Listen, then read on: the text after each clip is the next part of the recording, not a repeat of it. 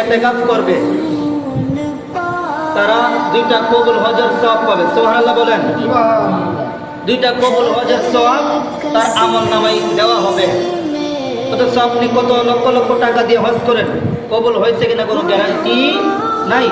অথচ এই 10টা দিন যদি আপনি ইবাদতে থেকে আল্লাহ পাকের ইবাদত বন্দি করতে পারেন, তাসবিহ তাহলিল সকল ধরনের অশ্লীলতা থেকে আপনি হেফাজতে থাকতে পারেন, এই ইতিকাফের উদ্দেশ্য করে আল্লাহ পাক রব্বুল আলামিন আপনাকে দুইটা কবুল হজের সওয়াব দান করবেন। এবং আরেক হাদিসের মধ্যে এসেছে, যদি কেউ ইতিকাফ করে আল্লাহ পাক রব্বুল আলামিন তাকে সগীরা গুনাহ ক্ষমা করে দেওয়া হয়।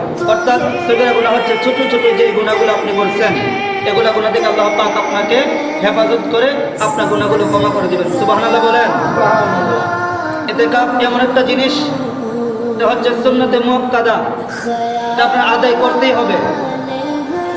ধরেন আপনার কামালপুর, ধরে নিলাম আপনার 20টা ঘর, আনুমানিক 20টা ঘর থেকে যদি কেউ যদি আপনার ইতিকাফ না করে, এটার গুনার ভাগীদার সবাই হবে, কিন্তু অনেক গুনাহ হবে। এটা সুন্নতে মুআক্কাদা, এটা আপনার করতেই হবে, বাধ্যতামূলক।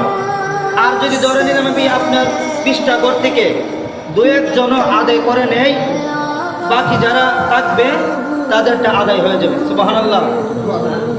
আর যদি কেউ না করে, এটার গুনাহদার পুরো যারা এলাকাবাসী আছে সবার এটা বহন করতে হবে।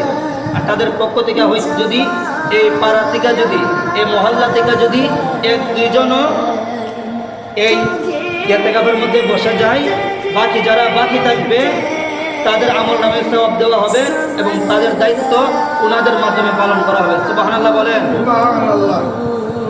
পুরুষরা যারা আছেন আপনারা মসজিদে ইতিকাফে বসবেন, আর যারা মহিলারা আছেন নিজের বাড়ির স্থানে, অর্থাৎ যে স্থানে আপনারা নামাজ পড়েন সেই স্থানে। ইতিকাফ এমন একটা জিনিস, আপনার দুনিয়ার সকল কিছুকে পিছনে ফেলে দিতে হবে।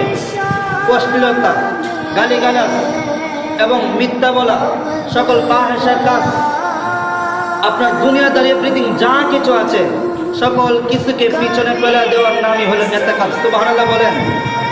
এছাড়া আরো 2 প্রকার ইতিকাফ আছে। একটা হলো আপনার ওয়াজিব।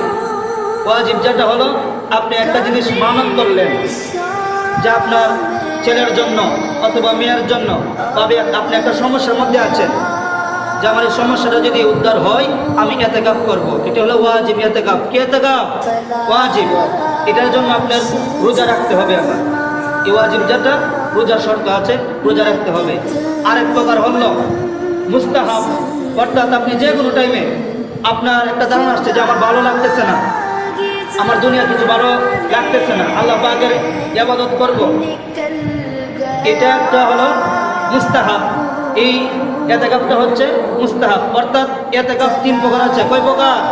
3 প্রকার। একটা হলো সুন্নতে মুআক্কাদা, আর একটা হলো ওয়াজিব ইতিকাফ, আর একটা হলো মুস্তাহাব। সুবহানাল্লাহ বলুন।